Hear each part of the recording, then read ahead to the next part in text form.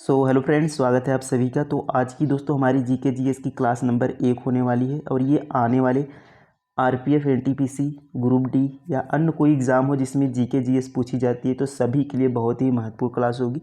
और ये सभी ऐसे प्रश्न होंगे जो बार बार एग्ज़ाम में पूछे जाते हैं और आने वाले एग्ज़ाम में पूछे जाएंगे। तो आपको क्या करना है, थोड़ा सा धैर्य बनाए रखना है और सभी चीज़ों को जो आपको ना समझ में आए उसे नोट ज़रूर कर लेना है। तो देखिए, फर्स्ट क्वेश्चन से स्टार्ट करते हैं कि किस स्थान पर प्रार्थना समाज की स्थापना की गई थी। बताएंगे किस स्थान पर प्रार्थना समाज की स्थापना की गई थी।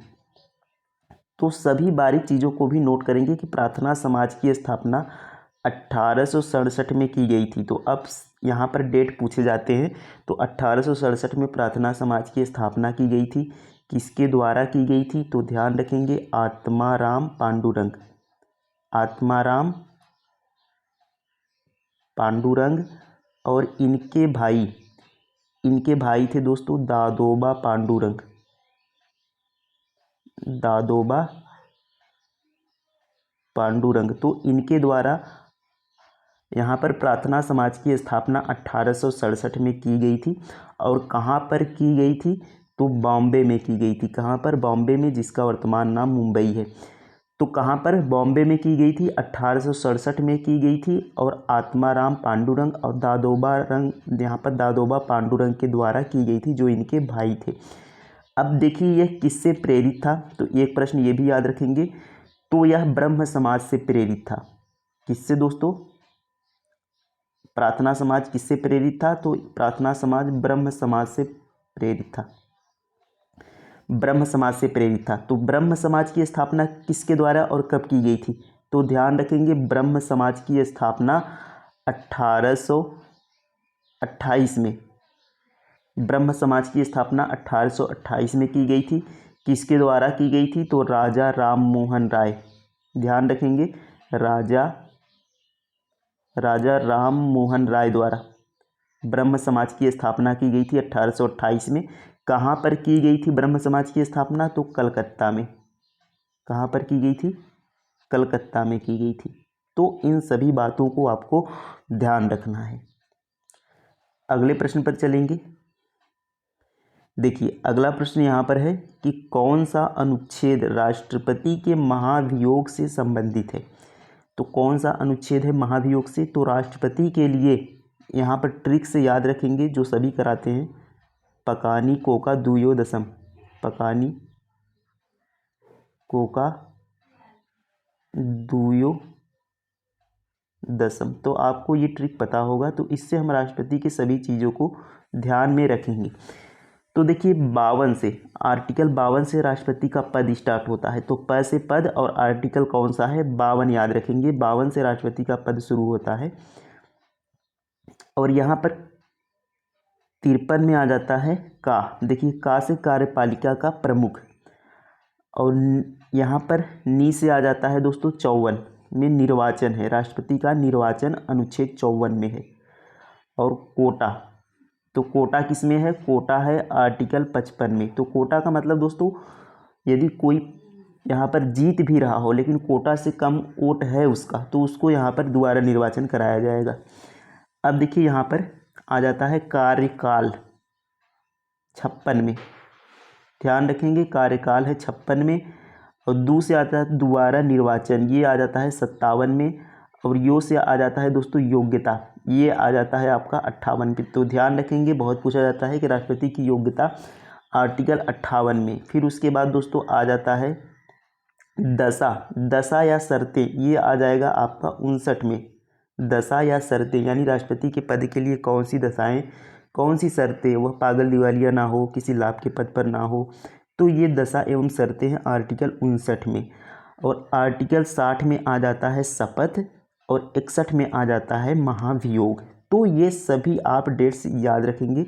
पहला याद रखेंगे, यहाँ पर 52 वाला महत्वपूर्ण है। 53 वाला ध्यान रखेंगे। 54 वाला यानी पकानी, पद, कार्यकाल और निर्वाचन, कार्यपालिका का प्रमुख और निर्वाचन, ये तीनों याद रखेंगे शुरू के। और यहाँ पर 56 वाला ध्यान रखेंगे, 58 वाला ध्यान रखेंगे। और 60 61 तो आपको पता होगा, शपथ और महाभियोग। तो हमसे पूछा है महाभियोग, तो आर्टिकल नंबर 61। तो ये सभी आप ध्यान रखेंगे, महत्वपूर्ण है। अगले प्रश्न पर चलेंगे।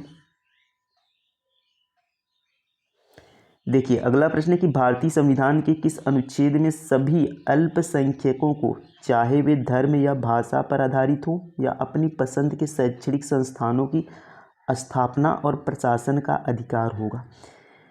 तो आर्टिकल 29 और 30 ये विशेष अल्पसंख्यकों के लिए है कि उनके संस्कृति और शिक्षा संबंधी अधिकार, यानी उनकी संस्कृति और शिक्षा संबंधी अधिकार, ये आर्टिकल 29 और 30 में है अल्पसंख्यकों की। तो 29 में क्या कहा गया है और 30 में क्या कहा गया है? तो 29 में कहा गया है कि कोई भी अल्पसंख्यक हो, उसकी संस्कृति, भाषा या उसके आधार पर किसी संस्थान में प्रवेश से नहीं रोका जाएगा। यानी कोई संस्थान जैसे चल रहा हो, तो कोई भी हो, उसमें उसकी संस्कृति या भाषा के हिसाब से उसे उसमें प्रवेश के लिए नहीं रोका जाएगा। और 30 में क्या कहा गया है कि वो अल्पसंख्यक जो हैं वो अपने हिसाब से अपने संस्थान का भी यहाँ पर स्थापना कर सकते हैं, जिससे सरकार उनको फंड देगी। तो वही देखिए कहा गया है कि अपनी पसंद के शैक्षणिक संस्थानों की स्थापना और प्रशासन का अधिकार, ये किसमें है? आर्टिकल 30 में कहा गया है। तो ऑप्शन नंबर ए क्या हो जाएगा? सही उत्तर हो जाएगा। 29 में क्या है? वही कि किसी भी संस्थान में प्रवेश से नहीं रोका जाएगा। और 31 में क्या था? ये भी महत्वपूर्ण है। 31 याद रख लेंगे, संपत्ति का अधिकार था, जो कि पहले मूल अधिकार था संपत्ति का अधिकार, अब उसे कानूनी अधिकार बना दिया गया है। 44वां संविधान संशोधन, ये महत्वपूर्ण है। 44वां संविधान संशोधन 1978 के द्वारा इसे हटाया गया और इसे कानूनी अधिकार आर्टिकल 300 क में रख दिया गया है। अगले प्रश्न पर चलेंगे। देखिए अगला प्रश्न है कि भारत में हॉर्नबिल त्यौहार किस महीने में मनाया जाता है? तो भारत में जो हॉर्नबिल त्यौहार मनाया जाता है यह किस महीने में मनाया जाता है? तो सबसे पहले हॉर्नबिल त्यौहार कहाँ मनाया जाता है? तो यह नागालैंड में राज्य में मनाया जाता है। नागालैंड राज्य में मनाया जाता है। इस त्यौहार को त्योहारों का त्यौहार कहते हैं। इसे क्या कहते हैं? त्योहारों का त्यौहार। त्योहारों का त्यौहार इसे कहते हैं, त्योहारों का त्यौहार। और इसे किस महीने में मनाया जाता है? तो दिसंबर में मनाया जाता है। दिसंबर में मनाया जाता है 1 से 10 दिसंबर तक। 1 से 10 दिसंबर तक हर साल मनाया जाता है। और इसका नाम हॉर्नबिल पक्षी के नाम पर रखा गया है। ये भी ध्यान रखेंगे, इसका नाम जो हॉर्नबिल है यह हॉर्नबिल पक्षी के नाम पर रखा गया है। तो 1 से 10 दिसंबर के बीच मनाया जाता है। तो दिसंबर माह में यह मनाया जाता है। किस राज्य में मनाया जाता है? नागालैंड में मनाया जाता है।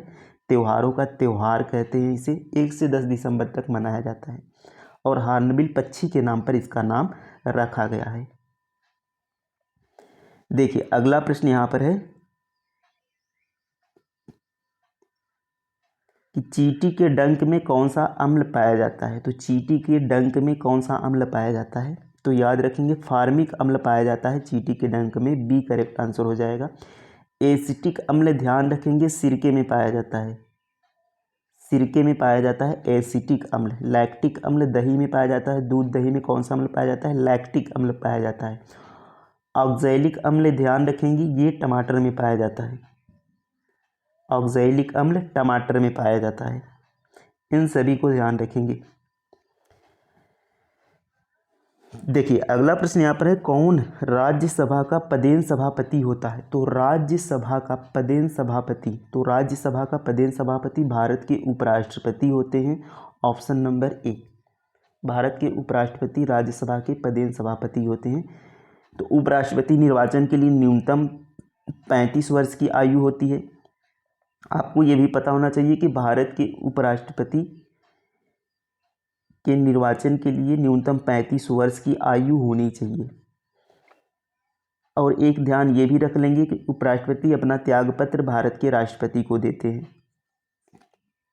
अगले प्रश्न पर चलेंगे।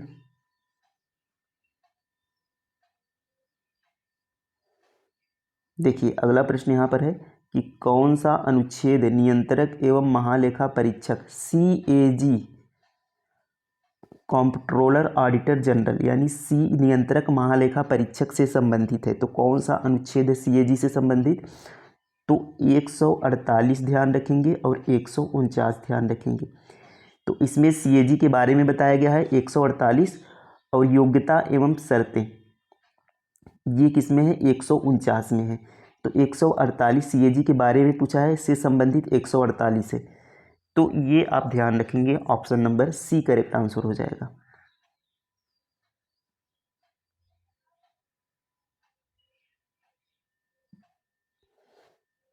देखिए अगला प्रश्न है कि भारतीय अंतरिक्ष अनुसंधान संगठन इसरो के संस्थापक कौन थे। तो इसरो की स्थापना दोस्तों 1969 में हुई थी।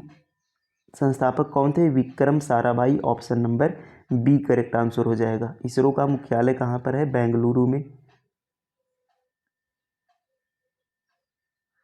तो बेंगलुरु में इसरो का मुख्यालय है। विक्रम साराभाई जी के द्वारा इसकी स्थापना की गई थी। 1969 में इसकी स्थापना हुई थी इसरो की। होमी जहांगीर भाभा ये भारतीय परमाणु विज्ञान के जनक, परमाणु विज्ञान के जनक कौन है, तो doctor Homi Jahangir Bhabha. Missile man कहा जाता है डॉक्टर एपीजे अब्दुल कलाम जी को, मिसाइल मैन के नाम से जाना जाता है। तो इन सभी बातों को आपको ध्यान रखना है। देखिए अगला प्रश्न है कि 2011 की जनगणना के अनुसार भारत के किस केंद्र शासित प्रदेश का जनसंख्या घनत्व सबसे कम है। तो 2011 की जनगणना के अनुसार किस केंद्र शासित प्रदेश की जनसंख्या घनत्व यानी 1 किलोमीटर में रहने वाले लोगों की संख्या, तो सबसे कम कहाँ पर है, अंडमान निकोबार में है। डी करेक्ट आंसर हो जाएगा। अंडमान निकोबार यूटी जो है केंद्र शासित प्रदेश, इसमें सबसे कम जनसंख्या घनत्व है। सबसे अधिक की बात करेंगे तो दिल्ली ध्यान रखेंगे, ये केंद्र शासित प्रदेश है। और राज्यों में भी सबसे अधिक पूछा जाए यानी ओवरऑल केंद्र शासित और राज्य को मिलाकर सबसे अधिक दिल्ली में ही है। और वैसे पूछा जाए तो वैसे बिहार में है। अगर राज्य करके पूछा जाए तो बिहार में है, और ओवरऑल पूछा जाए तो दिल्ली है। और केंद्र शासित प्रदेश में भी सबसे ज़्यादा दिल्ली में है। जनसंख्या घनत्व सबसे कम अंडमान निकोबार में है। अब यदि पूछा जाए लिंगानुपात, तो सबसे अधिक लिंगानुपात कहाँ पर है, पुदुचेरी में है। तो ध्यान रख लेंगे ये भी,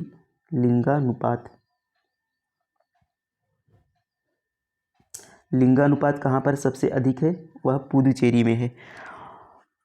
और सबसे कम कहाँ पर है, तो दमन और दीव में है। ध्यान रख लेंगे, दमन दीव में सबसे कम है लिंगानुपात। अगला प्रश्न देखेंगे। देखिए अगला प्रश्न, भारतीय संविधान की प्रस्तावना में जो न्याय है, न्याय कौन सा है, 3 न्याय। प्रस्तावना में कितने न्याय हैं, ये भी क्वेश्चन पूछा जाता है। तो 3 न्याय हैं, सामाजिक, आर्थिक और राजनीतिक। इसका विचार किस देश की संविधान से लिया गया है। तो जो न्याय है भारतीय संविधान की प्रस्तावना में, उसका विचार रूस के संविधान से लिया गया है। ध्यान रख लेंगे। और मौलिक कर्तव्य भी ध्यान रखेंगे, मौलिक कर्तव्य भी रूस के संविधान से, पहले सोवियत संघ इसका नाम था, तो सोवियत संघ से मौलिक अधिकार भी लिया गया है। सॉरी, मौलिक अधिकार नहीं, मौलिक कर्तव्य भी रूस से लिया गया है। तो इसी तरीके से हम धीरे धीरे सभी यहाँ पर देश से जो भी चीज़ें ली गई हैं सभी को यहाँ पर कंप्लीट करेंगे। आग बुझाने वाली गैस कौन सी है, बताएंगे। आग बुझाने वाली gas, nitrogen, oxygen, carbon dioxide, इनमें से कोई नहीं। तो आग बुझाने वाली गैस दोस्तों कार्बन डाइऑक्साइड है, CO2। ये आग बुझाने में मदद करती है। अगला प्रश्न है कि भाखना नांगल बांध किस नदी पर है। भाखना नांगल बांध किस नदी पर है, तो यह दोस्तों सतलज नदी पर है। भाखना नांगल बांध कैसे याद रखेंगे, नांगल से नंगे से याद रखेंगे और लाज से याद रखेंगे कि नंगे को लाज नहीं लगती। इस तरीके से आप ध्यान रख लेंगे तो आपको यहाँ पर याद रहेगा कि भाखना नांगल बांध किस नदी पर है, तो सतलज नदी पर है। किस राज्य में है, तो हिमाचल प्रदेश में, HP हिमाचल प्रदेश में है। देखिए अगला प्रश्न यहाँ पर है कि भारतीय संविधान द्वारा कितनी भाषाओं को मान्यता दी गई है। तो भारतीय संविधान में कितनी भाषाओं को मान्यता दी गई है, तो सबसे पहले ध्यान रखेंगे कि संविधान में कुल कितनी अनुसूचियां हैं, तो 12 अनुसूचियां हैं। भाषाओं का उल्लेख किस अनुसूची में है, तो भाषाओं का उल्लेख 8वीं अनुसूची में है। प्रारंभ में कितनी भाषाएं थी, तो 14 भाषाएं पहले थी। वर्तमान में कितनी भाषाएं हैं, तो वर्तमान में 22 भाषाएं हैं। इन भाषाओं को संविधान संशोधन द्वारा अलग अलग जोड़ा गया, तो उनको हम देखते हैं कि ये सभी एग्जाम में पूछे जाते हैं। तो पहले दोस्तों जोड़ा गया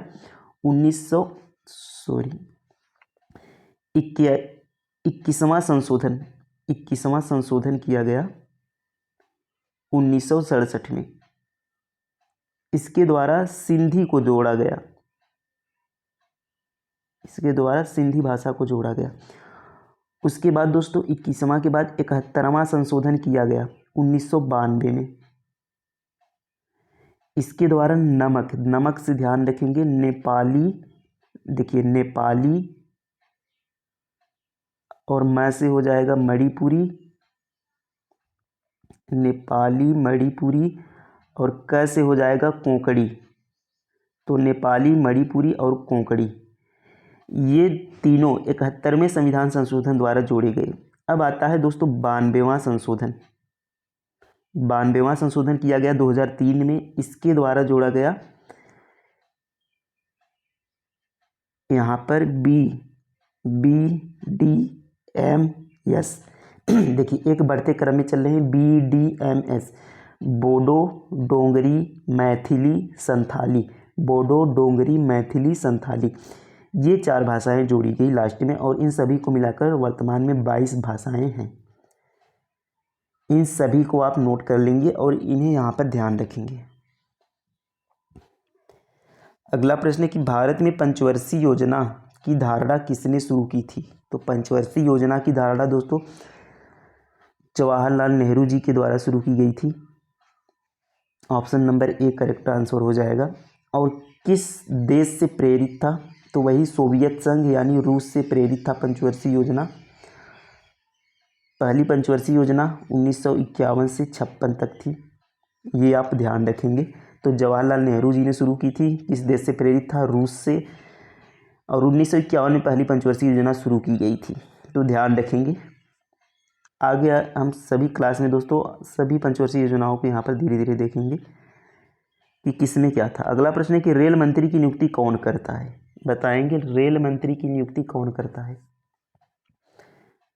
तो प्रधानमंत्री के सलाह पर भारत के राष्ट्रपति द्वारा सभी मंत्रियों की नियुक्ति की जाती है, तो ये यहाँ पर करेक्ट आंसर हो जाएगा। भारत के राष्ट्रपति द्वारा रेल मंत्री की नियुक्ति की जाती है। तो ये आज के थे दोस्तों हमारे 15 प्रश्न, और इन 15 प्रश्नों के अलावा हमने जो भी यहाँ पर अलग से किया, यानी सब मिलाकर 25 से 30 प्रश्न हो गए होंगे, और सभी प्रश्न दोस्तों एग्ज़ाम में पूछे जाते हैं।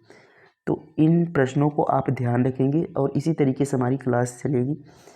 तो यदि आपका भी कोई सजेशन हो, कोई प्रश्न ऐड करना हो, किस तरीके से करना है, तो आप कमेंट में ज़रूर लिखेंगे, और आज की क्लास भी कैसी लगी ये भी कमेंट में ज़रूर लिखेंगे। तो आज हमारी ये पहली क्लास थी, मिलते हैं अगले क्लास में। थैंक यू, धन्यवाद, जय हिंद।